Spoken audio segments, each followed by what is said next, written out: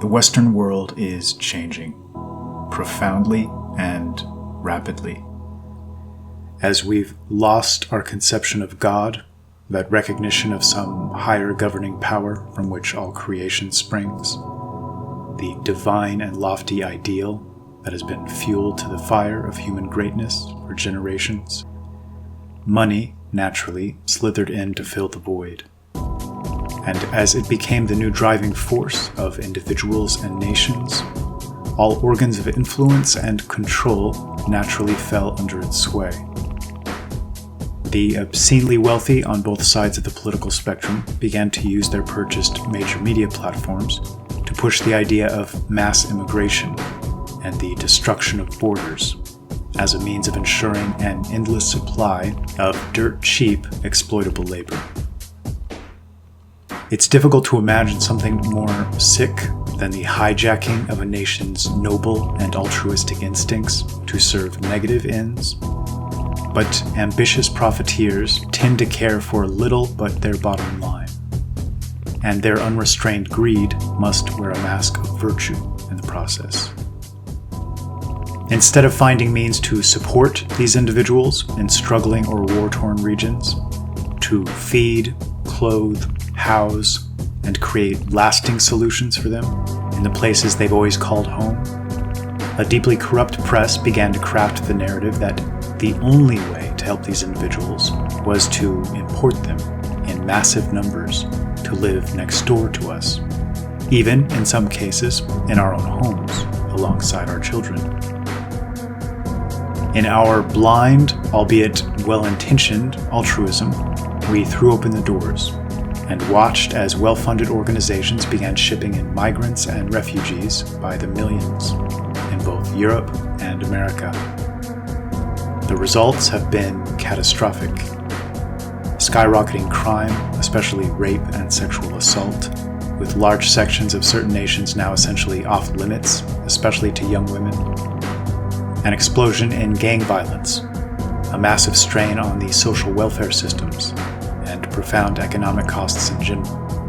A lowering of school standards, and thus a decreased pace and efficiency of education. And a sense of relation and common cause with one's neighbor, replaced with a restless confusion.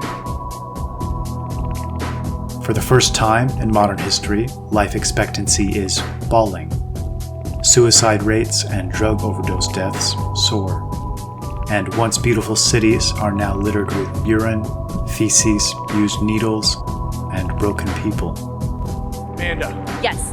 You're homeless here in Seattle. Yes. Tell me about it. Seattle's beautiful.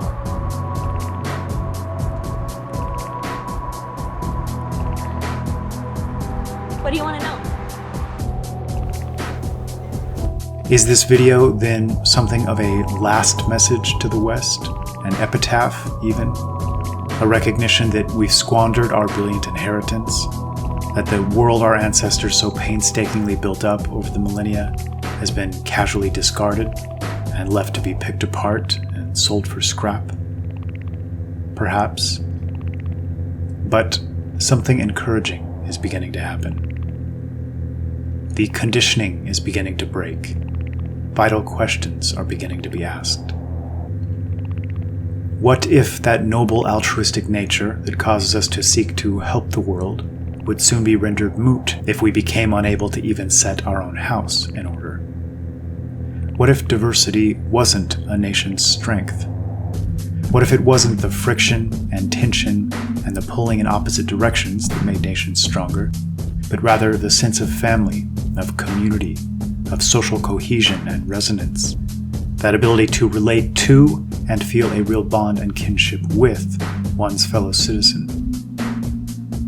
What if every people, both Western and non-Western, deserved to experience this, and that entirely modern practice of shuffling human beings between nations as if pieces on a game board was both unnatural and psychologically destructive? And what if it's the case that any nation trying to represent everything at once ultimately ends up representing nothing at all? What if this attempt to tie together the concept of love for one's ancestors, culture, and way of life with the concept of racial hatred and genocide was an insidious and baseless lie?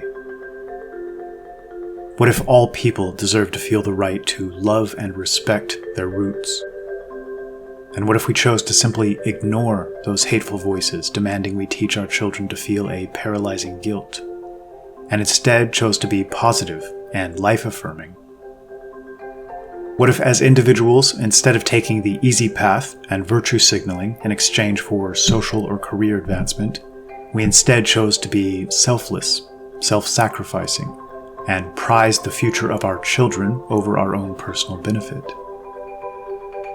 What if we admire the diversity of peoples and cultures in this world to the extent that we took steps to preserve it, as opposed to ushering in a one-world shopping mall with consumption as our new religion, and the masters of money as our new gods, in which we all look, speak, and think the same, as all exceptional human variety is indiscriminately mixed into oblivion? What if the greatest works of art, innovation, lofty creation, inspired genius weren't produced by men merely seeking to make a buck, but required much sturdier and deeper foundations that can only be provided by high culture? What if these new power brokers have us on the cusp of losing, for eternity, not only our traditions and customs and culture, but our very people? There's still time to right this ship. In a world indoctrinated to scapegoat and despise us, it'd be foolish to claim we don't have a very difficult path ahead. Yet we also have an unparalleled history of rising to seemingly impossible challenges. We need only the will and the courage to navigate our way back to sanity.